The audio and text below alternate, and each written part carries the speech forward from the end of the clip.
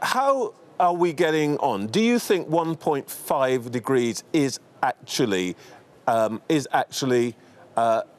attainable? Yes, I do. And not only do I think it's attainable, but I very much agree with your last interviewee. It has to be attainable because it's not just the Marshall Islands or those that would disappear were it not to be attained. But as she says, behind them are very many other communities, places like Bangladesh, which are entirely beneath the sea level, large parts of the United States and of Europe, where great cities will be losing very large sections. All that we have to defend. And it's, I'm afraid, a battle which we just have to win. It's like, in that sense, the Battle of Britain. We cannot possibly lose it. Does the fact that we are missing some of the big players here in Glasgow, President Xi, President Putin, President Bolsonaro, is that going to make a difference to what can come out of this event? Well, it'd be much better if they were there, although I'm not sure President Bolsonaro would raise the standard much. But the fact of the matter is that in the end, these countries are going to be just as affected. And I'm very interested to see that the Chinese are moving all the time because they actually believe in climate change. They understand what huge damage it's doing to their own country. And President Xi has already made a number of steps. It's not good enough yet, but they've committed to net zero. And they've made it clear that they're not now going to support the production of coal-fired power stations outside their own land. And they are increasing the amount of, in a huge way, the amount of offshore wind and solar that they're installing. And we have to remember that their emissions are our emissions. I mean, we have exported our manufacture to China and we are buying those goods. So this is an issue which we can't entirely shovel off to them. The president-designate, Alex Salmond, is not a person who, let's put it this way, puts his emotions out there. But he seemed to me, talking to him a little earlier, rather frustrated by the fact that what we seem to get again and again is a lot of promises from these countries, but not always the action that he would like. How can he make sure that the next 2 weeks aren't just, in the words of Greta Thunberg, a lot of blah, blah, blah? Well, I mean, this is one of the big problems, isn't it? The British government, I must say, and I have certainly not been a undoubted supporter of it, the British government has taken the step which everyone has to take, which is to turn its commitments into the first step of a net zero programme. And the Climate Change Committee is going to keep the government's feet to the fire. We've also made it statutory. We have to do it by law so that the government can be held to account in the courts. So we have done those things. I quite agree there are some other things we shouldn't have done, which haven't helped. But that we have done, and those are the things which we've got to see from other nations in their own way, in their own systems, but in a way which we know is really going to deliver. Is one of the things that our government should not have done is to reduce airport taxes in order to make domestic flights less expensive? Well, I'm afraid the government is hung up in trying to prove that leaving the European Union was a good idea. And that's quite difficult. And so one of the things it can do is to reduce the taxes internally and not across the whole of Europe. So it decides to do that. Actually, it doesn't make any difference.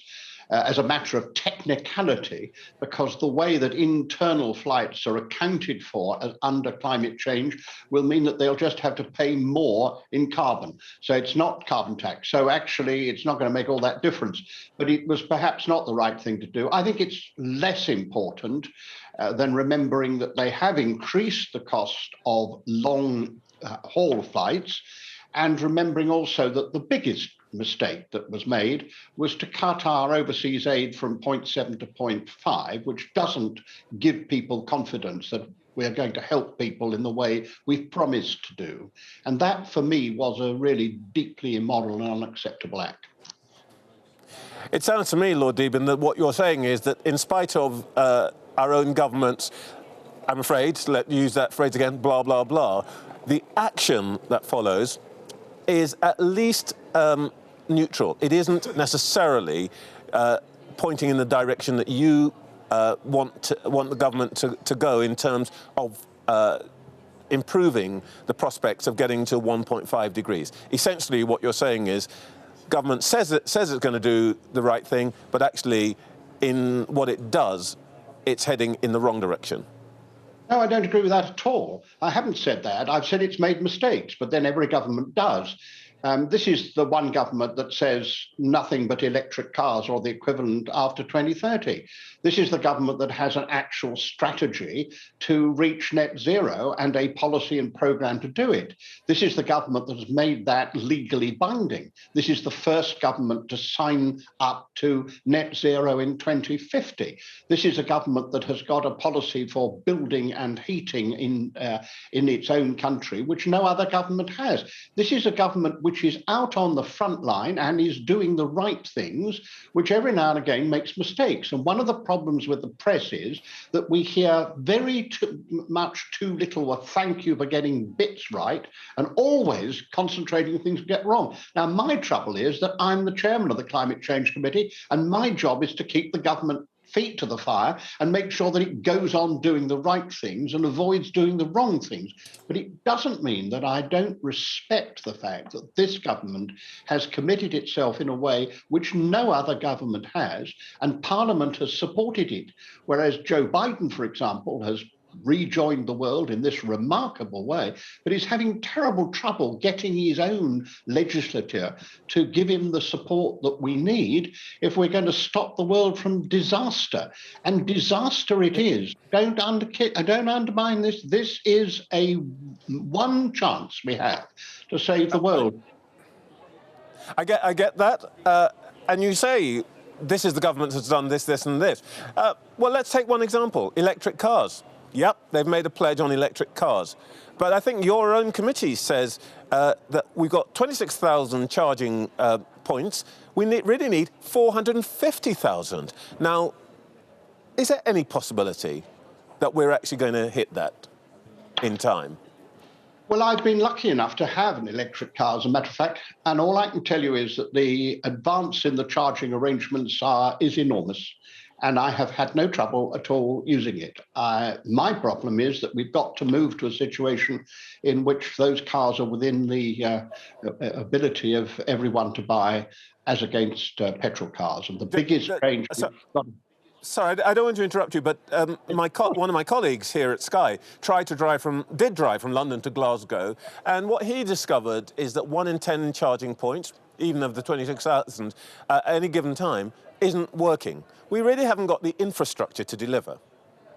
Well, I don't want to be put into a position of defending the government, because I'm not. I'm an independent and I don't defend the government. Okay. And the government could do a great deal more. All I'm saying is that in the context of the world, this government has been doing a great deal.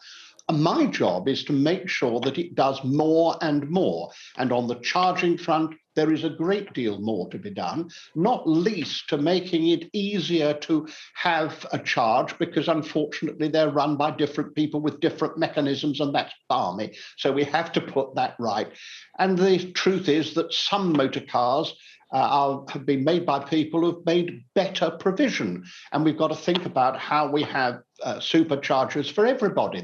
There are all those things that need to be done. The government is on the way to doing that. And our job is not to say you haven't done it yet. It is to say that we want more now, we want more next month, and we want more the month after. And you've got to meet the target which the Climate Change Committee has set.